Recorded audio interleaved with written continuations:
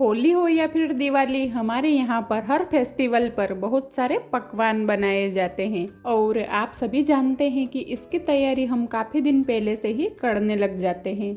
दोस्तों, आज मैं एक ऐसी मठरी की रेसिपी लेकर आई हूँ जिसे हम बिना मैदा बिना सूजी के सिर्फ गेहूं के आटे से ही एकदम खस्ता बना के तैयार करेंगे और जो भी मेहमान इसे खाएंगे वो पूछे बिना नहीं रहेंगे कि इसे आपने बनाया कैसे है। दोस्तों, आप सभी से मेरी एक रिक्वेस्ट है कि वीडियो को एंड तक ज़रूर से देखना और वीडियो थोड़ा भी अच्छा लगे तो इसे लाइक शेयर और चैनल को सब्सक्राइब ज़रूर से कर लेना।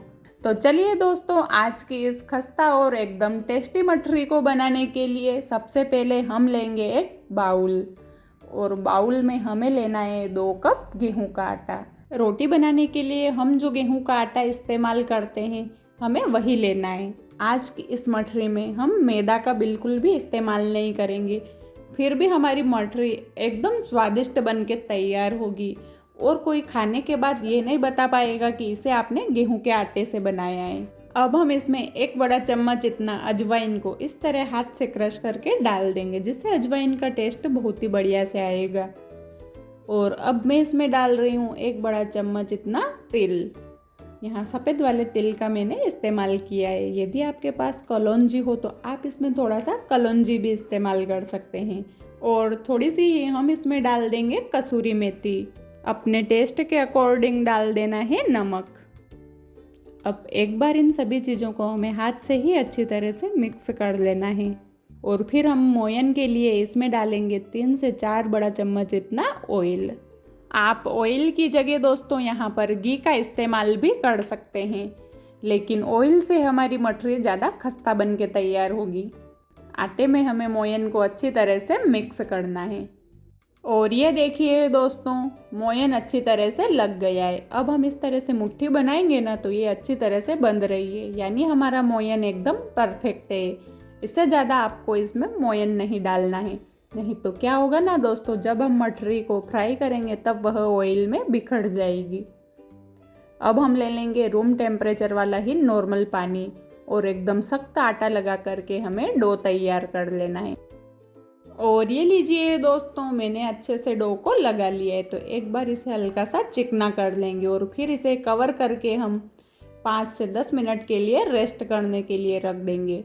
और जब तक हमारा डो रेस्ट कर रहा है हम इसके लिए स्लरी बना के तैयार कर लेते हैं। तो इसके लिए यहाँ मैंने 3 बड़ा चम्मच इतना घी ले लिया है। एकदम से पूरा मेल्ट घी नहीं लेना है। और इसमें मैं डाल रही हूँ अब 3 से 4 बड़ा चम्मच इतना ही गेहूं का आटा। इन दोनों ही चीज़ों को हमें अच्छी तरह से मिक्स कर लेना है। यदि हम लिक्विड घी लेंगे ना तो फिर ये एकदम से पतला पतला सा हो जाएगा और हम रोटी के ऊपर इसे फैलाएंगे तो ये अच्छी तरह से लगेगा नहीं और मठरी को बेलते टाइम यह बाहर निकल जाएगा। हमारी स्लरी बनके तैयार हो गई है तो इसे रख देंगे साइड पर। और अब देख लेते हैं डो को। और ये लीजिए दोस्तों, हमारा डो भी अच्छी तरह से सेट हो गया है। तो इसे एक बार और हल्का सा गूंथ लेना है और फिर इसकी छोटी छोटी लोइयाँ बना करके हमें रख लेनी है। जिस भी साइज की आपको रोटी बेलना हो उसी साइज की आपको लोइयाँ बना करके रख लेनी है। और फिर हम लेंगे एक लोई और हाथ से उसे हल्का सा चिकना करके चकले पर रखेंगे और फिर बिना किसी आटा या ऑयल के ही हमें इसे बड़ा करना है, यानी बेलना है। हमें इसमें ऑयल वगैरह लगाने की बिल्कुल भी ज़रूरत नहीं है, ये बिल्कुल भी चिपकेगी नहीं। और जिस साइज की आप रोटी बनाते हैं सेम उसी साइज का हमें इसे बेल लेना है, नहीं एकदम मोटा रखना और नहीं एकदम पतला करना है। और ये लीजिए दोस्तों, मैंने रोटी को पतला बेल के तैयार कर लिया है, यानी जिस साइज की हम रोटी बनाते हैं उसी साइज का मैंने इसे बेल लिया है। और अब हमने जो स्लरी बना के तैयार की थी उसे उंगली की हेल्प से ही हमें इस रोटी के ऊपर फैला लेना है। पूरी रोटी पर एक जैसा हमें इसे फैलाना है। और फिर आप वीडियो में देख रहे हैं, इस तरह से आपको एक साइड से रोटी को उठाते हुए इसे टाइट रोल करना है। हल्के हाथों से ही इसे प्रेस करते जाएंगे और फिर इसे घुमाएंगे, जिससे रोल खुलेगा नहीं। और अब हम ले लेंगे एक नाइफ और नाइफ की हेल्प से ही हमें आधा आधा इंच के रोल को कट कर लेना है। आप वीडियो में देख सकते हैं इस साइज़ का आपको कट कर लेना है। यदि आप मठरी बड़ी साइज़ की बनाना चाहते हैं तो इसे थोड़ा बड़ा भी कट कर सकते हैं। अब इसी तरह से हम बाकी की सारी बची लोइयों को तैयार कर लेंगे और फिर हम लेंगे एक एक लोई और हाथ की हेल्प से हमें हल्का सा इसे चपटा कर लेना है, यानी प्रेस कर देना है और फिर हल्का सा इसके ऊपर बेलन चला लेंगे। यदि आप गोल साइज की मठरी बनाना चाहते हैं तो सेम ऐसे ही सारी मठरियों को बना के तैयार कर लीजिए। इन्हें बहुत सी जगह वर्क की पूड़ी कहा जाता है और यदि आप ट्राइंगल शेप की पूड़ी बनाना चाहते हैं तो इसी पूड़ी को आप पराठे का शेप दे दीजिए, या फिर आप कोई अदर शेप देना चाहते हैं तो वो भी दे सकते हैं। और ये लीजिए दोस्तों, मैंने सारी ही पूरियों को बना के तैयार कर लिया है। तो अब चलते हैं इन्हें फ्राई करने के लिए। इन्हें फ्राई करने के लिए मैंने पहले ही ऑयल को गर्म होने के लिए रख दिया था।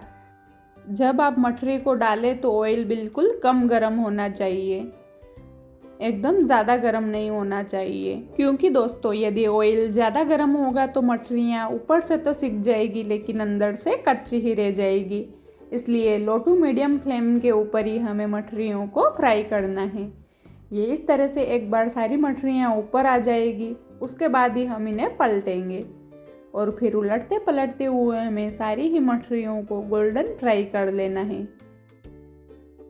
और ये लीजिए दोस्तों, हमारी सारी ही मठरियाँ अच्छे से फ्राई हो गई है।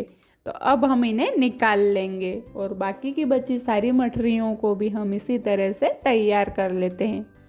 और ये लीजिए दोस्तों, गेहूं के आटे की एकदम खस्ता कुरकुरी हमारी मठरियाँ बनके हो गई है तैयार।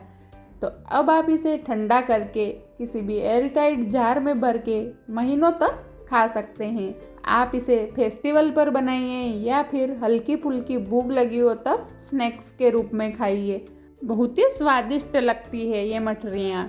आई होप कि आज की ये रेसिपी आपको पसंद आई होगी, और दोस्तों पसंद आई हो तो अपना फीडबैक देना बिल्कुल मत भूलना। फिर मिलते हैं इसी तरह की एक नई रेसिपी के साथ, तब तक के लिए bye bye, see you and take care.